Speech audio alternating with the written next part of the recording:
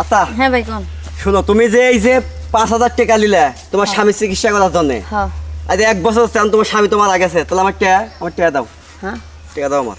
ভাই কি টিহা তো আপনার দিবার চাইলে আমি, কিন্তু টিহা তো লোনও পাইলাম না, আর কোন হান তো পাইলামও না আপনারে দিমু। আর আপনি তো জানেন যে আমার জামাই নাই, আপনার টিহা কোনটা দিমু কোন তো? তুমি কোন থেকে দিবে না কিভাবে দিবে এটা কি আমার দেহের বিষয় আছে? বিবাদের সময় চাইছিলে, দিছিলাম, উপকার হয়েছে, এখন আমার টাকা দেওয়া দাও। তোমার স্বামী মরে এই যে গেছে। বড় ভাই, আপনি আমার বিপদে উদ্ধার করছেন দেখি তো আপনার এত ভালোবাসি। আপনি তাইলে হান যান, আপনি বেশি না এক সপ্তাহ পর আপনার টিহাতে দিন যান। শোনো, 1 সপ্তাহ কে 5 সপ্তাহ তুমি দিয়ে আরবা না, ওই যে আমি বুঝতে আছি তোমার এই মিষ্টি কথা সিরা বেচবো না। তাছাড়া আমি তোমার একটা কথা কই, কি যদি এটা কিন্তু তোমার ভালোর জন্যই, তুমি ভাবছেন চেতে যাও না।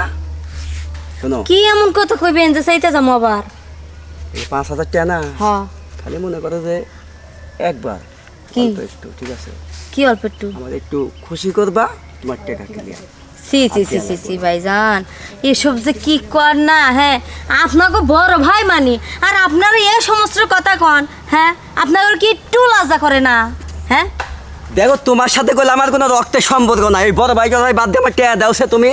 আর যদি টাকা না দাও, তাহলে যা কইছি যদি রাজি থাকো তাহলে কও, আর নাহলে আমার টাকা আইসক্রিমটাই লাগবো আমার। আমি ও তো কথা বুঝি না। ও ভাই, কও, ভাই একটা সপ্তাহ সময় দেন ভাই। 1 সেকেন্ড সময় দেওয়ার মতো আমার ধৈর্য নাই। আচ্ছা আচ্ছা লন, তো এটা- রাজি তো? এটা করলে টিহা সত্য। একবার ক্লিয়ার শোধ লাগলে আর তোমার 100 আমি বাজার করতে দিয়ে আসবো।